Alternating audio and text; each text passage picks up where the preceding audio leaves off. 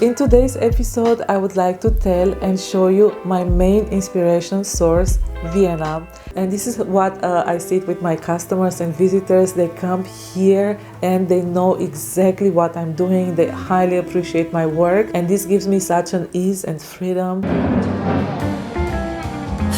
Hi, I'm Lauren. It's a private initiative what we're doing here. A friend of mine, he's standing behind the desk there. He was the one who they won the competition.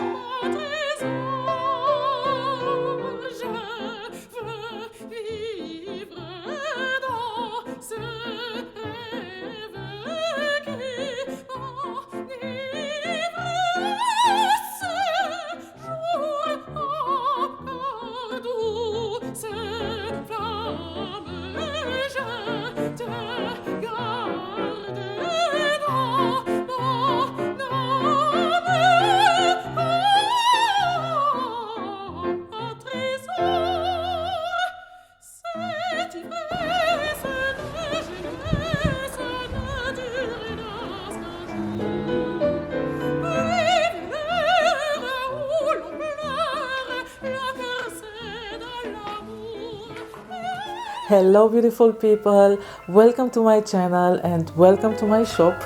For those of you who are new here, I would like to introduce myself. My name is Patricia Vincent and I work as an artist and freelance fashion and bridal designer based in Vienna, Austria. In today's episode, I would like to tell and show you my main inspiration source, Vienna. At the first glance, it is easy to understand why. Vienna is a charming, multifaceted city with beautiful architecture, many green spaces, art and culture are appreciated and sustained. There are many international institutions and schools.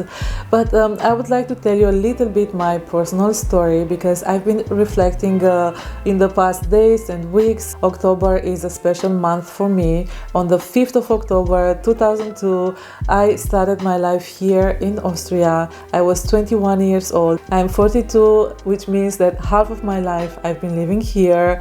In October 2006, I opened my atelier after finishing my formal studies, but I always say that every day I see, I discover, I learn something new here in Vienna. Vienna is a spring of inspirations.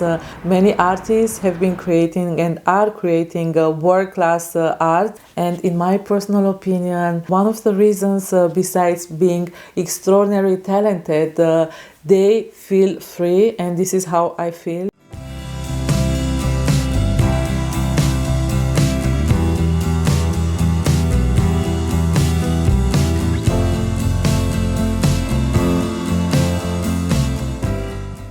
I have a twin sister. We were born in Bucharest in December 1980.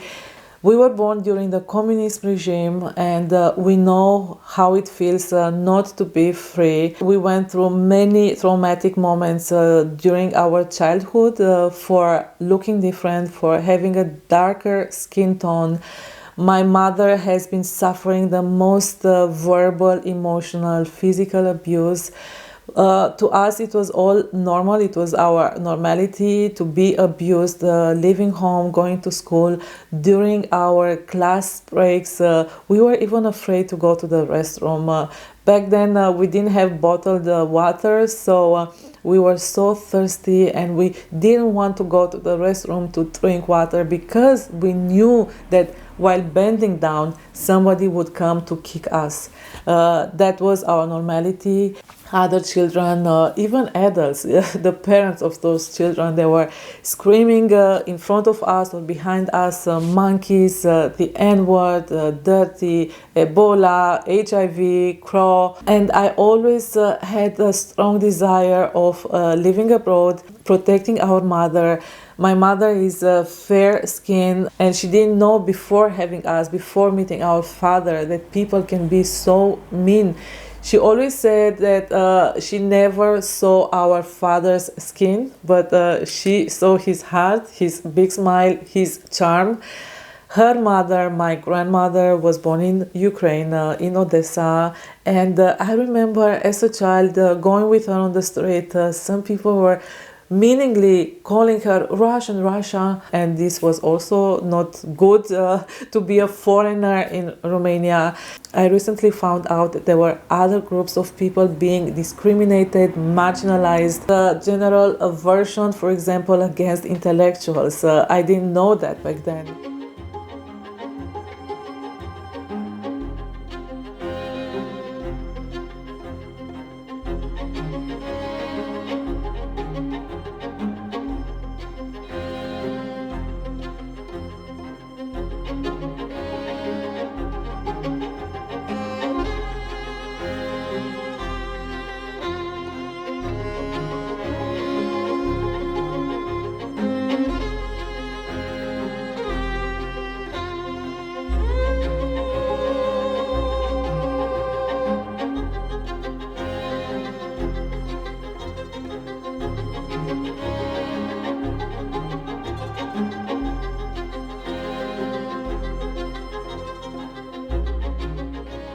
I knew was our reality, but now I found out, and I would like to get more informed and educated on this, that intellectuals were perceived as dangerous. Some of them were imprisoned, many were marginalized, others were even killed by the system. And that was the cruel reality. After the revolution, things got a little bit better. My mother made everything in her power to send us to a very good school, which was worlds apart to what we knew before. She hired a private French teacher. Entering this school, we had to pass a very strict French language exam. We passed it.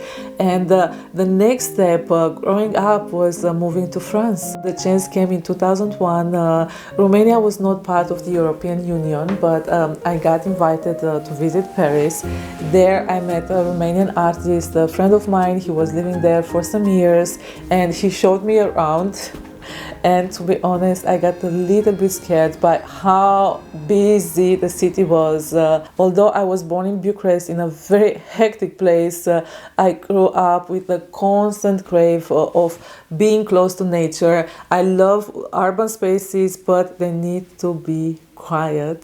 And soon after, my sister invited me to visit Zurich. She was living in Switzerland. She said, come here, it's more quiet, see if you like it. I was a student in 2001. I was not really planning to move, but then I said, okay, I will have a look.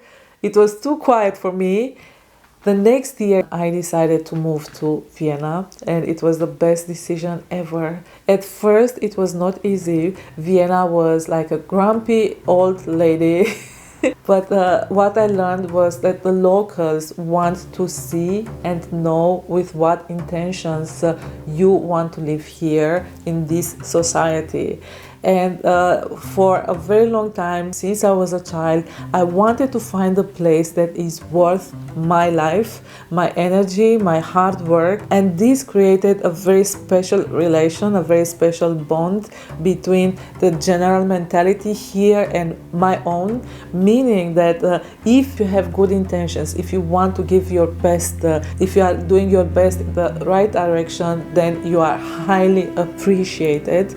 And this is what I see it with my customers and visitors. They come here and they know exactly what I'm doing. They highly appreciate my work, and this gives me such an ease and freedom. That's my personal story. It's not just that I live in a beautiful and relatively calm city, but there is a special bond. And throughout this episode, I will be taking you to some places where I get my inspiration and energy from, places that I personally consider beautiful, charming, romantic, and with a bit of magic.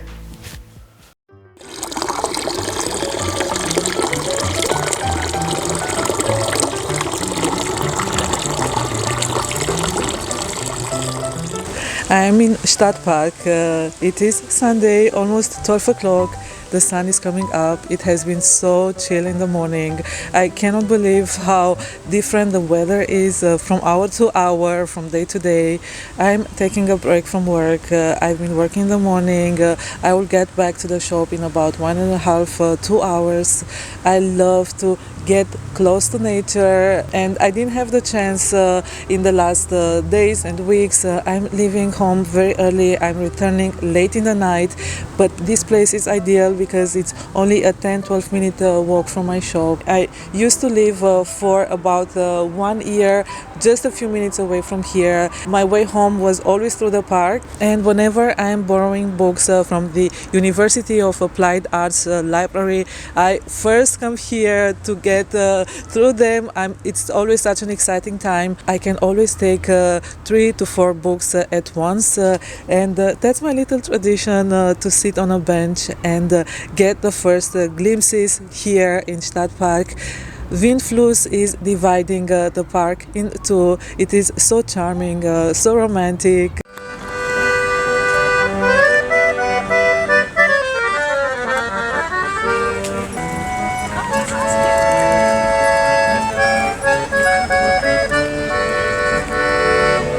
The park has been opened to the public in 1862, which makes it the oldest public parks in Vienna.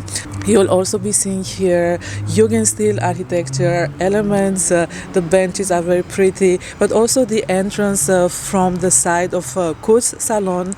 I will be showing you Kurzsalon. It's such a beautiful building. I used to go there to a ball many years ago, and I'm planning for the next ball season to go back to Kurzsalon.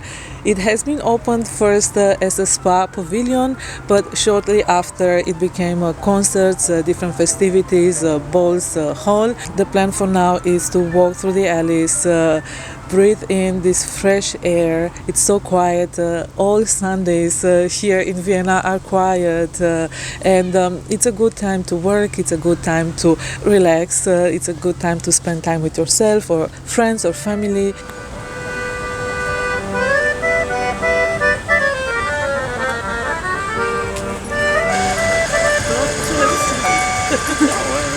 By the way, friends, I will be meeting in 1 hour from now my dear friend Camelia. She's working today as well. We are taking a break to have lunch together, a little lunch. I will then have to go back to my shop.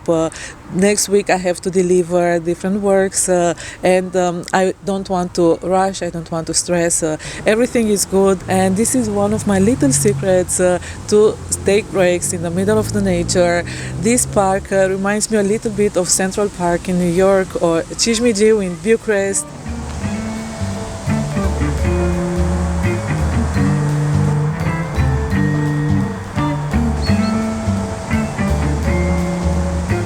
It is very practical to reach. There is an underground station in the middle of the park. You also have different trams. Everything is so nice, practical and charming at the same time. I'm sitting right at the entrance of Mile Eye. Mile Eye is a restaurant, is a bistro. It was opened about 100 years ago. I don't know the exact year. It was opened as a milk bar. Now it is a fine restaurant. It is closed. They are opened from Monday to Saturday. It's a beautiful place. So let's spend some moments here in the park, and then I will be heading towards Kursalon and the opera.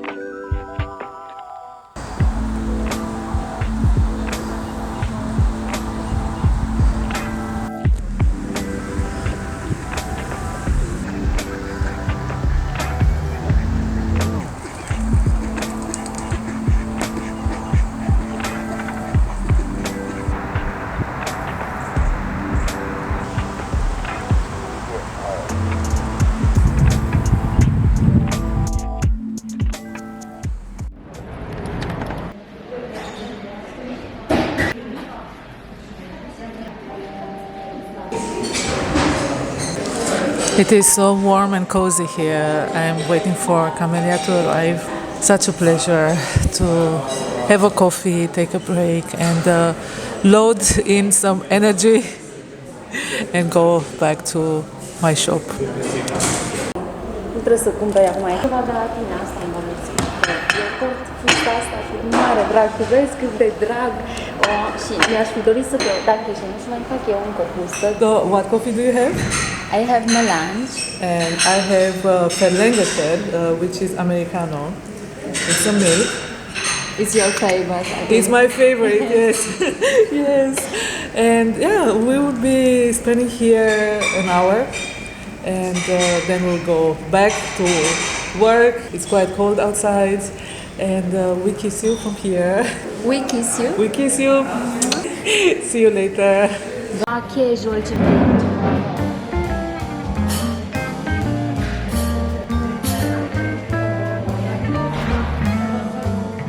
Hi, I'm Lauren.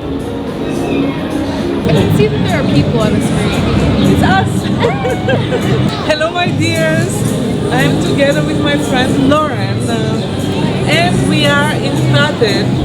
We would like to show you some corners of this beautiful, magical place here. I've lived in Vienna since 2010, and I'm originally from Philadelphia, where I also studied fashion design, and that's where me and Patricia bonded before. Yes. So we really love to nerd out on fabrics, cuts, and vintage clothes, and also on vintage ceilings, which the grotto is packed full of.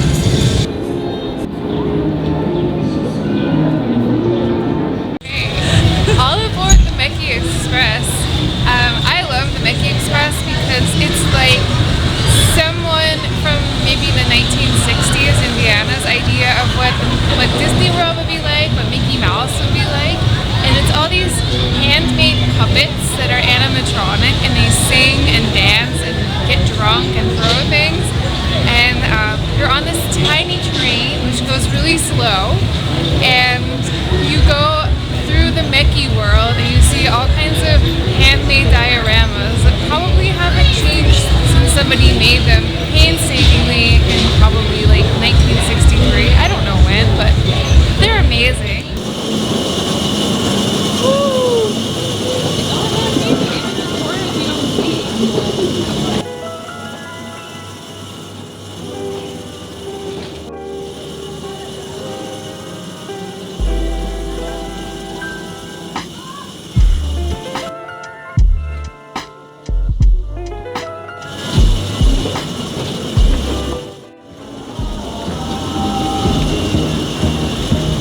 Actually real instruments, but that's so really good.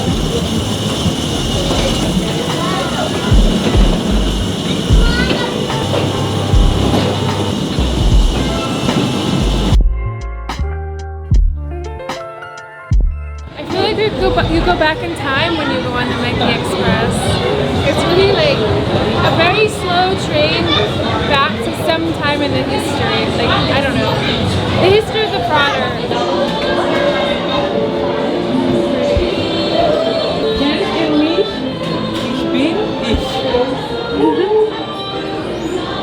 Love it. This one's from 1951. They tell you that right on the entrance, so I know that for sure. But another really cool part about this is it has glow-in-the-dark paint, which I think was really advanced and special when they first did it. So you get into this beautiful dark grotto, and it glows in the dark, and then you see all kinds of different fairy tales. Kids in Vienna, maybe in the 50s, will be familiar with, and some of them are actually like kind of disappearing from people's public knowledge. Maybe Disney has to get on that. But anyway, it's a really beautiful place that I think is quite special. Magical.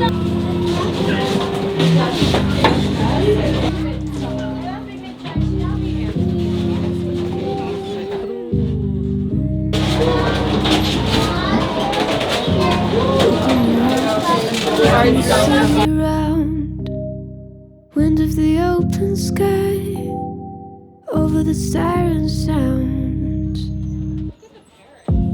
This is a dream, getting the royal scar, holding a diamond line, throwing it far.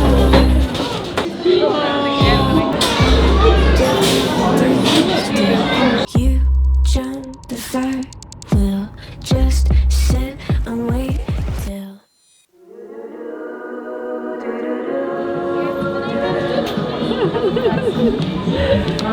A Pupkin is a doll. Like a Barbie.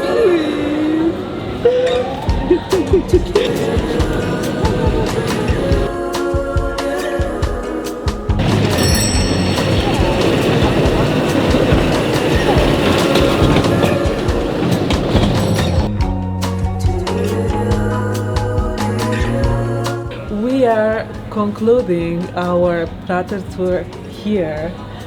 We are serving coffee. Lauren's coffee is about to arrive. We are at Bazena. The hotel is right next to Prater. It's very comfortable. It's very comfortable, yes. Dankeschön. It's a very comfortable place, and we'll be continuing now to chat a little bit about our passion, which is fashion. Yes.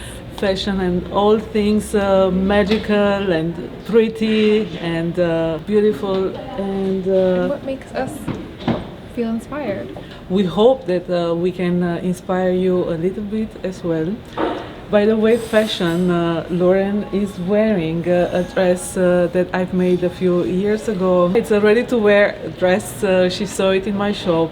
She liked it very much, and she bought it to wear it at a wedding, at a friend's wedding. That's right. We only had a couple of weeks notice that they were getting married, and I saw Patricia's dress in the window and knew that I had to wear it because I thought, well, if I made my own dress, I might not finish it in time, and I love her work, so I'm just going to take this beautiful piece. Speaking of beautiful pieces, I have this gorgeous Prater accessory here. It says Pupchen on it, which means little doll or cutie.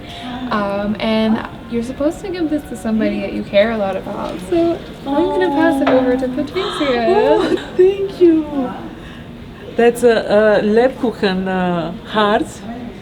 Lebkuchen translated in English would be gingerbread. It's a gingerbread, but I think it's kind of its own thing. So you can just call it a Lebkuchenherz, and you'll be completely in fashion because that's what they call it here in Austria, in Vienna. So you might see them at the Oktoberfest too, but it's sort of like a southern Germany, Austrian tradition. We've noticed many restaurants and bistros in Prater. For example, also the Lebkuchen tradition.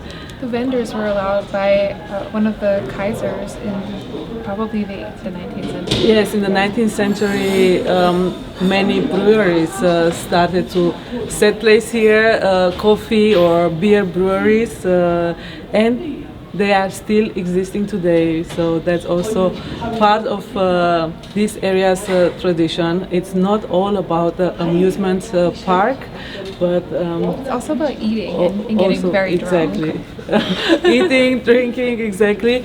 Riding as well, because I know that there are some stables not far from Lust House. You can take walks, you can jog, you can ride, you can eat, drink. And there's a really beautiful remnant piece of architecture that's from the World's Fair, where they built a replica of the Venetian canals in the Prater, and there used to be little gondolas that you could ride in the Prater. Right now there's a few remnants of them, but it's mostly been dismantled, so it's quite cool. Reminds me of the fact that in 1873 the World Fair took place here in Vienna, in Prater. It was the first and the only time that the World Fair took place here, but yeah, that's something interesting to note.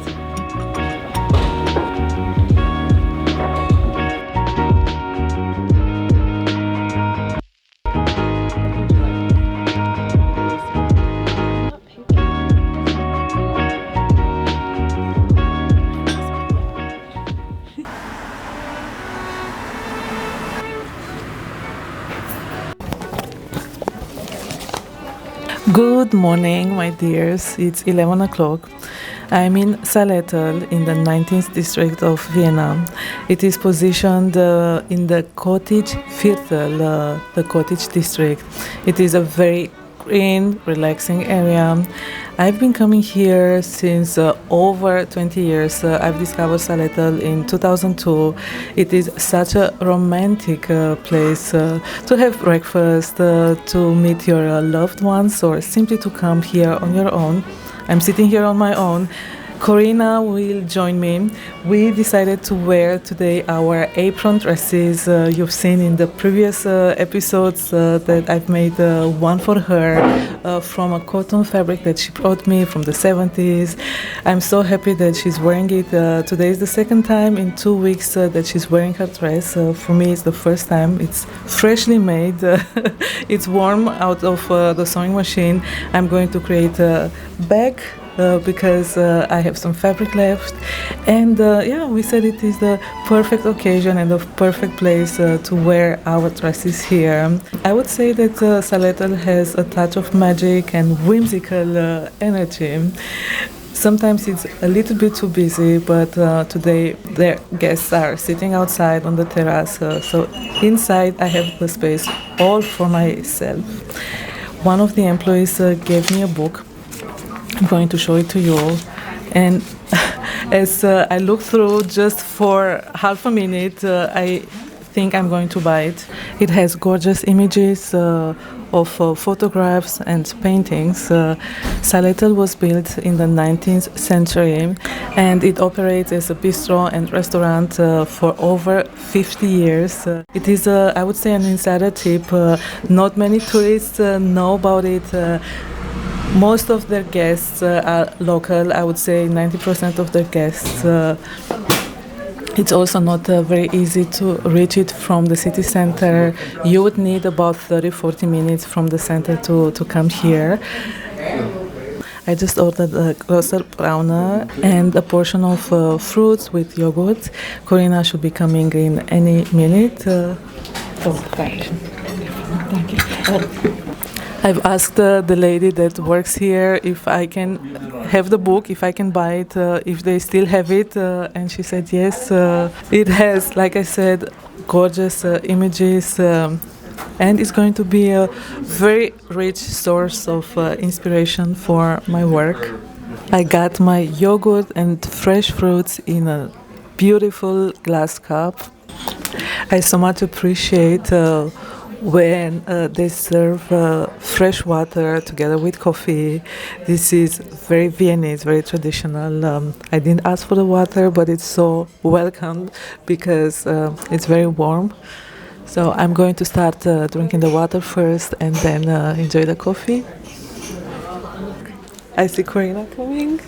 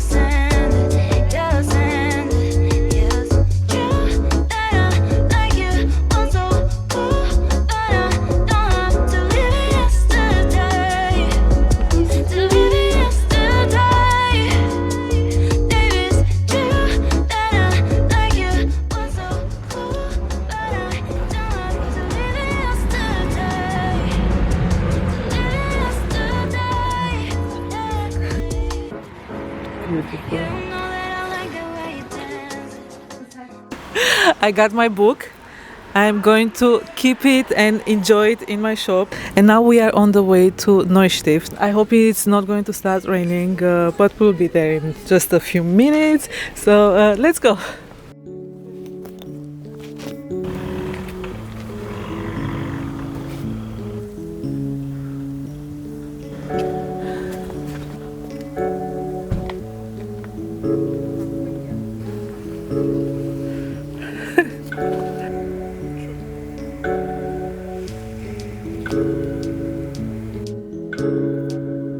I'm your sweetie pie, wearing your favorite shirt.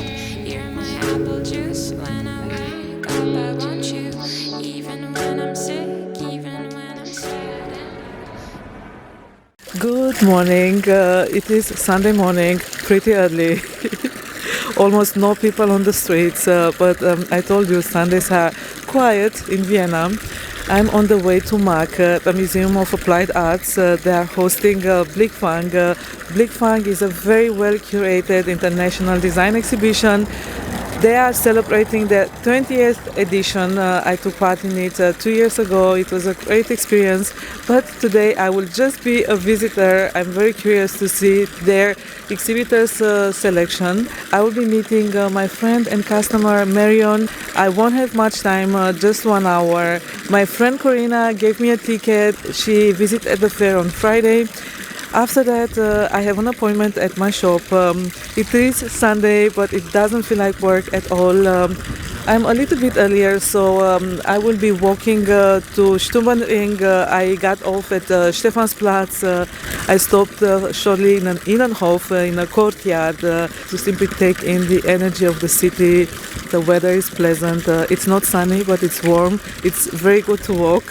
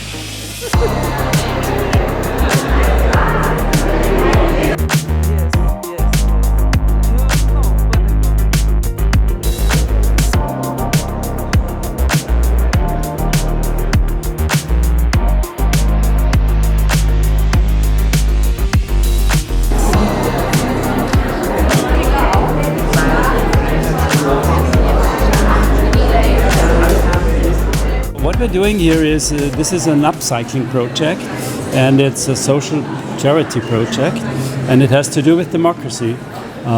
We are all very social and democratic people, and it's a private initiative what we're doing here. A friend of mine, he's standing behind the desk there. He was the one who they won the competition.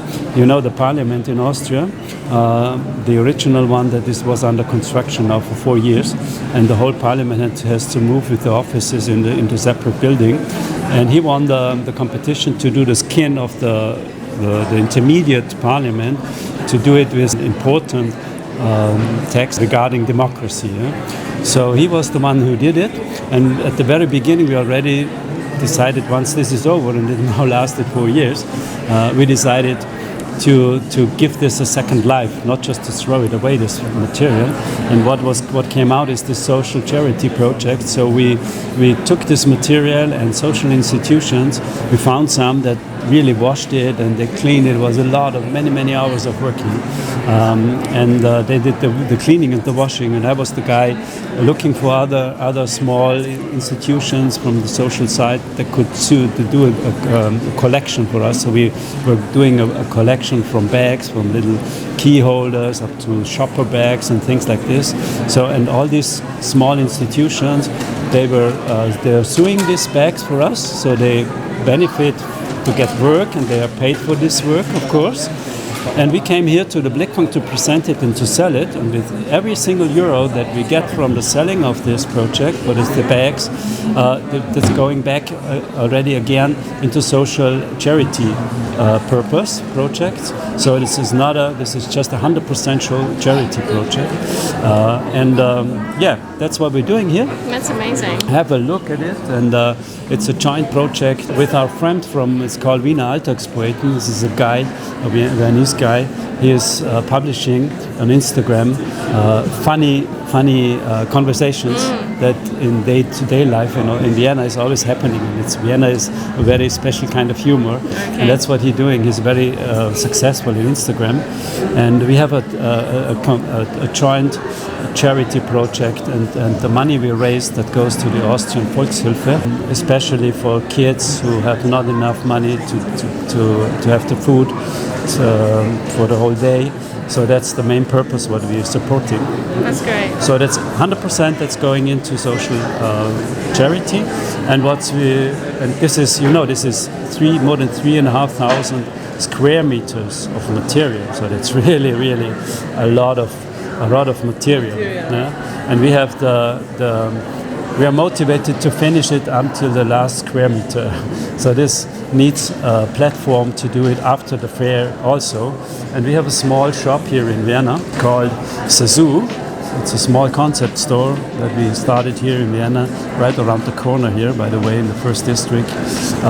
It's a concept store where we arrange special products from small manufacturers with special stories behind. People we like to support. And this is the platform where we sell the products from tomorrow on, also in the online shop. So this gives us the chance to really finish it until the last square meter. So that's what is happening here. Long-lasting fabric, and it's all under the brand One Piece of Democracy.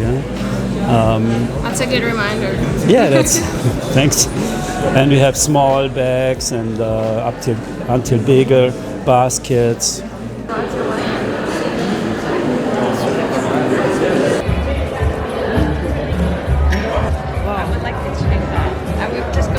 It's such a nice place to be. It's hard to live. Very hard to leave. What are you having? A lemonade? Yes, I'm just having a lemonade here with Patricia, and I really have to thank her for her generosity and basically her spirit. I wanted to be here, and so I'm grateful for that, showing me such a great place here in Vienna, and especially after this critical period we've been having here. And what else to say? I think also the cafe is worth visiting. It's worth visiting everything. The museum, they have amazing exhibitions. It's a place that is very familiar to me. We were talking now that we see people of all ages here. They feel good. Even toddlers. Even toddlers, Yeah. yes. That was really great. Everybody feels amazing. For example, here it is a big space, a big hall filled with natural light, and having people of all ages here, it gives such a feeling of welcoming feeling, a feeling that embraces everyone, every generation, and that's very good for the future of artists, and especially for these young artists that really don't have either the funds or the initiative to get out there and show their work. So that's something really great. To show their work and their talent. The energy is it's fantastic, it's guys. fantastic. It's really fantastic, especially if it's done on a yearly basis. You should really consider coming here and really feeling the energy, feeling what's it's like the Viennese art. That's exactly what I wanted to say. It's such a representative spot for Vienna. And I'm going to leave you here. I'm going to end this episode here. Stay around. We will see each other very soon. And we kiss you. We kiss you from Vienna. We kiss you from here, from Mag. We see Stadpark right in front of our eyes. Greetings from Vienna. Greetings from Vienna. Yes. Bye. Bye.